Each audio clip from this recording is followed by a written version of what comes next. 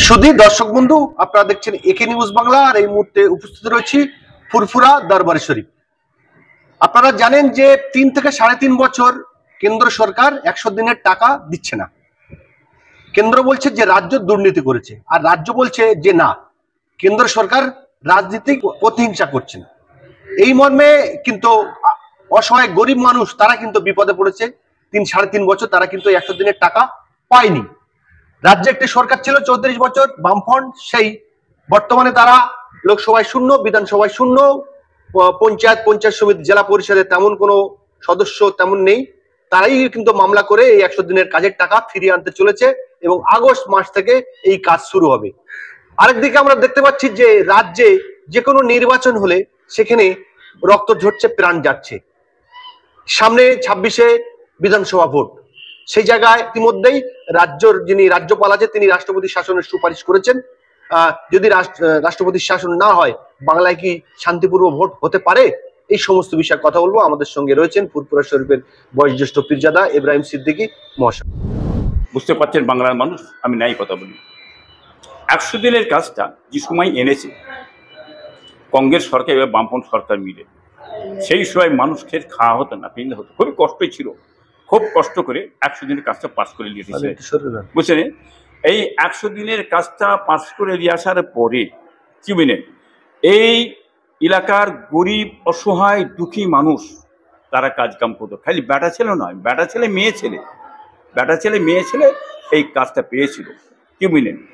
এবং এই কাজটা একটা মানুষ ইনকাম করতে 300 টাকা যদি রোজ হয়, 300 টাকায় রোজ হয়, 30,000 টাকা বছরে ইনকাম হয়, 30,000 টাকা। তবে একটা ফ্যামিলিতে 2-3 জন করেও কাজ করতে, কোনো ফ্যামিলির 90,000 ঢোকে, কোনো ফ্যামিলি 2 জন হলে 60,000 ঢোকে, আর একজন হলে 30,000 ঢোকে।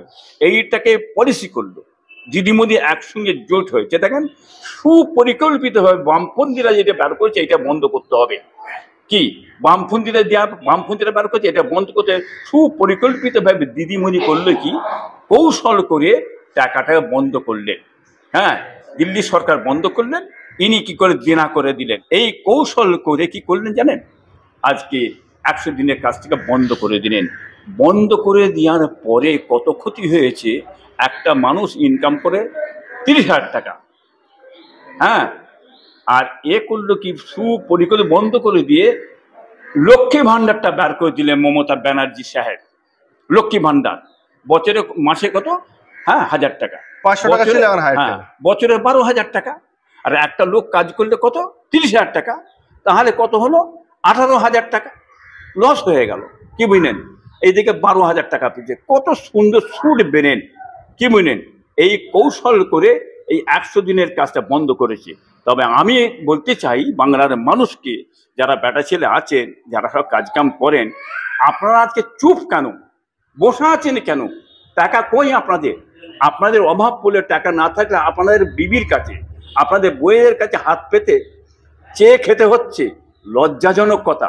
কিন্তু আপনাকে তো দিয়েছিল মানে 30,000 টাকা, সেইটা বন্ধ করে দিলে মমতা ব্যানার্জি আর মোদি দুজনে মিলে। এইটা কি, জ্ঞানটা কি বাংলার মানুষ ফিরছে না? তাহলে এই অভাবটা যাবে কি করে? এবারে ভোটটা তো সরে যাচ্ছে, এই ভোটটা আগামীতে চমক দিয়ে আবার টেনে লেসার জন্যে কি বুঝলেন এই কৌশল চালিয়েছে। এটা তো কোর্ট করে দিয়েছিল, বামফ্রন্ট সরকার করেছে, কংগ্রেস সরকার করেছে কোর্ট, কি বুঝলেন? এইটাকে চালু করে আবার ভোটটা টানবে। তবে বাংলার মানুষকে আমি বলে দেবো, এত বছর যে মার খেয়েছেন, এত বছর লস হয়েছে, ক্ষতি হয়েছে, কি বুঝলেন, 100 দিনের কাজ আগামীতে উচিত জবাব দিয়ে দেবেন। বাংলায় যদি বামপন্থী আসতে পারে, কংগ্রেস আসতে পারে, কি বুঝলেন, আমার যা তাই থাকবে। লক্ষ্মী ভান্ডার বন্ধ হবে না, 100 দিনের কাজও বন্ধ হবে না, যেটা পাস হয়ে যায় পাস করাটাই থাকবে, এই জনগণ পাবে। এটা মমতা ব্যানার্জির টাকা নয়, সেন্ট্রাল গভর্নমেন্টের টাকা। এই টাকাটা জনগণের টাকা, মানুষের টাকা, আমাদের টাকা আমরা পাবো। আপনি কৌশলটা বন্ধ করতে পারবেন না। বাংলার মানুষ বুঝতে পেরেছে আগামীতে কি করবে।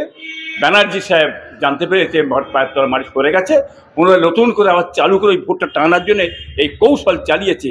এই কৌশলে চিড়ে কিন্তু ভিজবে না, আগামী বছর দেখবেন, ইলেকশনে দেখবেন আপনারা।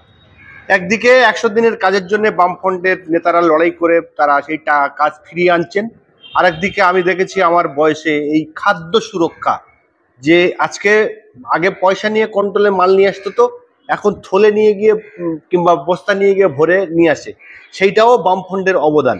দেখুন, বামফ্রন্ট সরকার যেটা পাস করার করে দিয়েছে সেটা জানে। হ্যাঁ, এই ভুলটা দুদিন পরে বাংলার মানুষ বুঝতে পারবে। ওই ভুলটা কিন্তু বাংলার মানুষ বুঝে ফেলেছে, কি বুঝলেন? বুঝে ফেলার জন্যই যে দেখেন মানুষ করে যাচ্ছে। নতুন করে বামপন্থীরা বলতে হবে না, তবে একটা মনে রাখবে, সামনে যে পজিশন এসছে, যে ক্ষতি হয়ে গেছে বাংলা বুঝে ফেলেছে। এরা বামপন্থীকে টেনে দেশে বসাবে, এই বাংলার মানুষ দেশে বসাবে, দেখবেন। বাম ছাড়া এদের কোনো রাস্তা নেই, সেটা আমিও চ্যালেঞ্জ করে বলে দিচ্ছি। কংগ্রেস ছাড়া কোনো রাস্তা নেই, এটা আমি চ্যালেঞ্জ করে বলে দিচ্ছি, আপনারা দেখে নেবেন। কি বুঝলেন? এদের যে দুর্নীতিটা, এত দুর্নীতি যে চালু হয়ে গেছে তৃণমূলের মধ্যে, এই দুর্নীতিটা বাংলার মানুষ জেনে গেছে। সঠিকভাবে কিন্তু ভোটটা করতে দেয়নি। হ্যাঁ, সঠিকভাবে ভোট না হওয়ার জন্যে বাংলার মানুষ, জনগণ মার খেচ্ছে। জনগণ জানে ভোটটা হতে দেবে না, মেরে পিটেরা দিচ্ছে, সামনে প্রশাসন দিয়ে গুন্ডা দিয়ে ভোটটা টেনে নিয়ে দিচ্ছে। এটা বাংলার মানুষ যে সঠিকভাবে ভোট হোক, মানুষের চেতনা ফিরেছে, মানুষ বুঝতে পেরেছে সঠিকভাবে ভোট হলে হ্যাঁ দুই সরকারই থাকবে না ইনশাল্লাহ, আশা করি। এটা আমি বলে দিয়ে যাচ্ছি। সামনে 26শে বিধানসভা কি এই সংযুক্ত মোর্চা জিততে চলবে? কথা হচ্ছে সংযুক্ত মোর্চা, কি বুঝলেন? জোট যদি হয়েছে দেখেন, হ্যাঁ অনেক কিছু পরিবর্তন হয়ে যাবে, বুঝলেন? আইএসএফ এবং বামপন্থী কংগ্রেস আরএসপি সিপিআই যদি জোট হয়, অনেক জিনিস পরিবর্তন হয়ে যায়, যেটা মানুষের মানে চিন্তার বাইরে চলে যাবে, দেখে নেবেন। তবে এরা প্রাণ চেষ্টা করবে যাতে জোটটা না হয়, কি বুঝলেন? কত মিলেন না? অতএব জোট যদি না হয় আপনারা এগিয়ে যাবেন না। জোট যদি হয় তাহলে আপনারা এগিয়ে যাবেন। হ্যাঁ, কোনো চিন্তা করবেন না, জোটের জয় হবেই ইনশাল্লাহ, আশা করি। হ্যাঁ, বাংলার মানুষ জোট চাইছে, কি বুঝলেন? বাংলার মানুষ শান্তি চাইছে, বাঁচতে চাইছে, কাজ চাইছে, কর্ম চাইছে, কি বুঝলেন?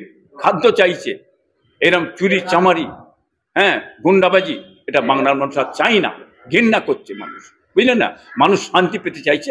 অতএব ইনশাল্লাহ আগামী দেখবেন মানুষ শান্তি জেনে ভোট দেবেই। হ্যাঁ, মোর্চা ইনশাল্লাহ মোর্চাকে ভোটটা দেবে, মনে রেখে দেবে। যে পশ্চিমবাংলায় বর্তমানে একটা ট্রেন্ড চলছে, একটা পরিস্থিতি এমন হয়েছে যে কোনো নির্বাচন হলে সেখানে মানুষের রক্ত ঝরে, মানুষের প্রাণ যায়।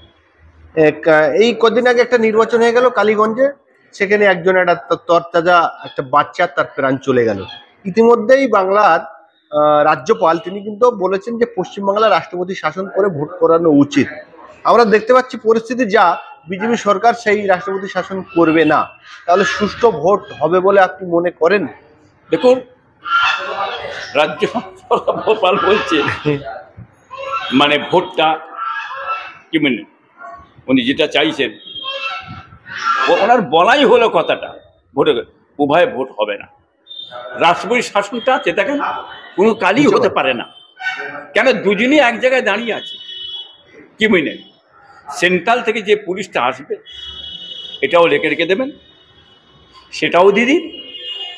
হ্যাঁ, আর বাংলায় যে প্রশাসন পুলিশ আছে এটা হচ্ছে তাই, এটাও দিদির, কি বুঝলেন? অতএব দিদি যেটা বলবে সেটা হবে, দিদি যেটা বলবে সেটা মোদিকে মেনে নিতে হবে, কোনো মোদির উপায় নেই, কি বুঝলেন? অতএব এইখানে ভোটটা সঠিকভাবে ভালোভাবে হবে, এই আশাটা পশ্চিমবাংলার মানুষের করাটা ভুল হচ্ছে আমাদের দেখে এসছি এতদিন ধরে, কি বুঝলেন? পঞ্চায়েতে তো আপনারা দেখলেন কি সর্বনাশটা হয়েছে। কারা পঞ্চায়েতে ভোট লুট করেছে? গুন্ডারা, কি মাস্তানরা? পুলিশ লুট করেছে, প্রশাসন লুট করেছে। হ্যাঁ, বুঝতে পারছেন না? ডিএম, বিডিও, এসডিও, কি বুঝলেন? তারা ভোটটাকে লুট করে তারা নিয়েছে, তারা গুনতে দেয়নি, কি মানুষকে মেরেছে, পিটেছে, আবার গুন্ডা সামনে রেখে। তাহলে সেই পশ্চিমবাংলায় সুষ্ঠুভাবে ভোট হবে, শান্তির সঙ্গে ভোট হবে, এই আশা বাংলার মানুষ কি করে? ওই আশা আমি করতে পারি না। যদি ভোট হয়, আমি বলে রেখে দিলাম, দিদি মোদির ঘুম ছিনিয়ে দেবে, মানুষ চিন্তাই করতে পারবে না ভোটটা কি হয়ে গেল, ইনশাল্লাহ আশা করি, এর বলে দিয়ে যাচ্ছি আমি।